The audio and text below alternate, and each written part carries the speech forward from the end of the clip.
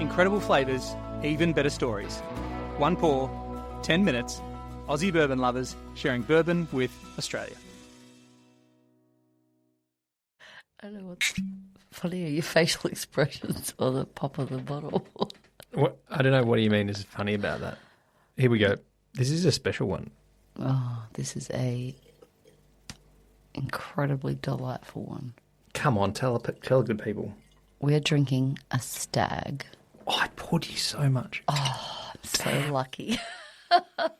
It's not just any Stagg, actually. This is a Stagg Jr, which for the people, like the fan boys and girls at home, Stagg Jr was discontinued, so you can't get a new bottle of Stagg Jr anymore. It's just called Stagg. I know, and I watch the bottle go down and down each time, we bring it out for a special occasion or just have a really, really good bourbon.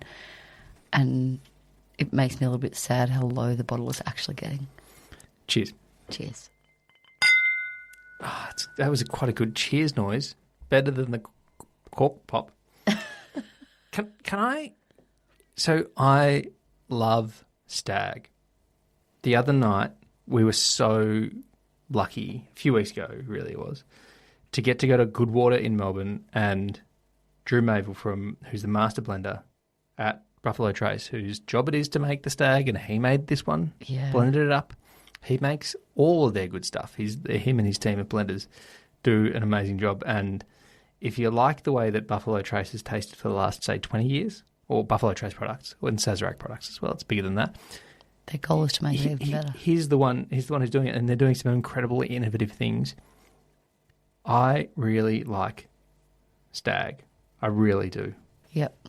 It's delicious. But one of the things I love is that the flavour stays in your mouth for a long time. He talked about it like it sticks to your tongue. Yeah, that's a great way of describing it. On the nose, what are you getting?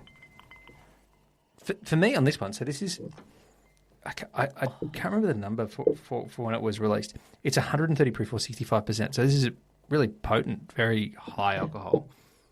I think it just comes straight out of the barrel. I think they might do some like basic filtration, but not anything crazy. Correct me if I'm wrong. The other night he taught us a new trick for when you're nosing.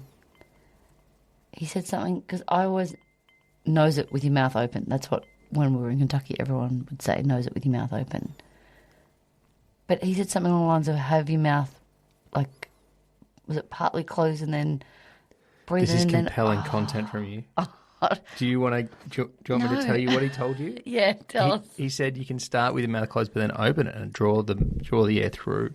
It was just different because I normally just nose it with my mouth open. It's going to be very hard to demonstrate if you're listening to it, but you start by breathing through your nose and mouth, close and then open it up and let the air flow all the way through. Yeah. You're kind of creating like a circular motion of the flow of the air. There you go. You said it much better than me. Probably made no sense. And you do get extra interesting characteristics. I think part of the thing you can do is try lots of different of these techniques that you kind of hear from around the places and try all the different things. The other one that, if you're interested in this, if you feel like you're getting too much of heat from something, at Old Forester they said that you can blow across the top of the glass like this. And it blows the fumes off the top of the alcohol. Well, because then you don't get that which kind of lets alcohol. you just smell the flavour then, so you're not going to get kind of what feels like a burn in your nose. Yeah. He also was saying that trying different nostrils. Try your left nostril and then your right nostril. Yeah, that was a really interesting one, actually. He said that your nostrils cycle every few hours, so that one is more open than the other. And that's just actively always happening. Because I've seen this happen. Oh, my God, I definitely noticed it there. Can you tell now that he's told you that? Yes.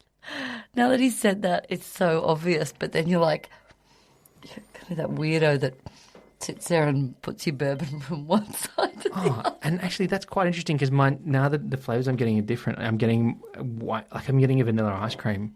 So on this, sorry, this has been 4 minutes of not very much interesting information, except for about how to taste bourbon. How to nose a bourbon. That's interesting information, especially if you've got a Stagg in your class. Yeah, that's true. And so a bit older, and it's going to be a marriage of delicious barrels. I get a lot of oak on this. A lot of oak and vanilla. I feel like I'm like baking and getting the when you get the vanilla stick and it's like really vanilla-y. I'm going with like a vanilla ice cream in a cone. Oh. All right, and I'm going to drink some. it's going to stick to your tongue a bit because of the way they choose not to filter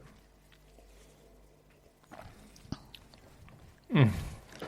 It really does. It's almost like not honey sticky, but like it really sticks to your mouth. Fred Minnick encourages you to use the term adhesive for that. Oh. Like the idea that it's adhesive, it Sound adheres nice, to your tongue, which I think is really accurate. It kind of, it sticks to your tongue like sticky tape. Like if you've got gaffer tape and we're able to gaffer tape something to your tongue. But then as you leave it in a your mouth, really good way, because the flavour then, that means that the finish is so long, it's going to stay there forever. And Drew, I learned so many things the other night. Drew said that sometimes that the writers will taste something, put the glass down and wait 5 minutes and then write about what it tastes like. Oh, because it's almost like the flavours are moving around your mouth, like at the front of the tongue to the back, and then it's like, I'm like getting it on the top of like my palate. It's like, it's delicious. It's really delicious. Really full on and complex. A lot of complex flavours, and the fact that it's kind of sat in the barrel, and they've picked the barrel from a particular warehouse, from a particular place and all that kind of stuff. Or the barrels, rather, they've kind of used to create this flavour. To give you that really complex, interesting It's almost finish. like thick. It's like compared to other bourbons, which are quite light. For a liquid, it's like quite thick. That's how I would describe it. And he spoke about it My in this expert way. No, I really agree with the thickness, but like the stickiness or the adhesion or whatever is the thing that I kind of really can relate nicely to, because it's like you don't have to consume very much of it. You can really take your time with it. Well, it means that when you're paying a lot for a good bottle of Stagg, that you can consider the fact that you won't just down it like some other bourbons that you can drink quite quickly and quite easily. Whereas this, it's like a long burn. It's like a slow burning candle, as opposed to the quick ones. It's like, sorry, you enjoy it for longer. Yes, enjoy it for longer. And you get that example of that Kentucky hug, which is that warmth kind of that runs chest. down. Yeah, you definitely get it in your chest. Yeah, beautiful. So I agree with you. What were the other things that Drew disagree? Drew said that were interesting for you? Well, the nose thing, like the different things I learned about nosing it were good, because, you know, my introduction to all that had kind of brought back what I learnt in Kentucky last year, whereas he gave new stuff. So I was like, that was fun. What else did he tell us that was good? Like, what about the? What did he say? 5% of all bourbons are wheated, and all the rest of them are like the flavour grain is wheat. Whereas 95% is rye.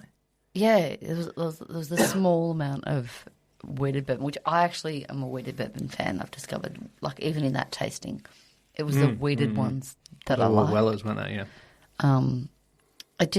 I find with the rye, there's that kind of, there's quite a bite or a burn is how I describe it. Like that, it's kind of, you know, that after kind of, I call it a burn, but it's like a nice, not you know, anything terrible, but that nice kind of alcoholic burn afterwards comes in the rye ones, I find. Whereas the wheated ones are much smoother and more elegant to me. Yeah, definitely smoothness. I reckon you're getting spice confused with alcohol heat, because I think... Well, the spiciness of the rye. Maybe that's the word I'm Which is on the front of your tongue. I think I learned this the other night as well. The front of your tongue is the rye spice. Yeah, and it's that... Yeah, spiciness, heat. I call it all, you know, I don't know. I'm just describing what happens in my mouth. Yeah, that it gets all hot and... It's hot and, like, well, you know, but it's a good heat and a good spice. Like when you have really spicy food, there's that balance between it's really nice and then it's too hot. Whereas this is the really nice. But I find the wheated just has that very smooth, you don't get that spice on your tongue as much. And it's personal preference, really, what you like and what you don't like. There was this thing that happened as well where, as he spoke, I think both you and I had this lovely moment of being transported. This makes us sound weird. It makes me sound weird. Being transported back to Kentucky because of his sweet, humility, funny, gentleness and warmth. Yep. The way that he spoke about whiskey in a way that was extremely unintimidating. If you want to mix it with Coke, mix it with Coke. If you want ice or water, do it. All those things that make me love the thing about bourbon. It's that culture of bourbon of drink it how you like it. There's no, this is how it should be done. It's drink it how you like it, and like actually drink it with the people you love. Like have fun with friends. Don't put it on the shelf and, you know, own that bottle that's never opened that's worth $1 million. Enjoy it. And that I love that part about bourbon. I don't know all people do, but I do. It was a cool night. A really cool opportunity to hang out with someone super important in the bourbon world and really influential with Buffalo Trace and so many bourbons we love. Yeah. So here's to drinking more of his delicious blends, and hopefully he keeps doing it for a long time. Yeah. Cheers. Cheers. Thanks for listening. Make sure you're connected with us on TikTok, Instagram and YouTube, and stay connected with us by clicking subscribe on your favourite podcast app.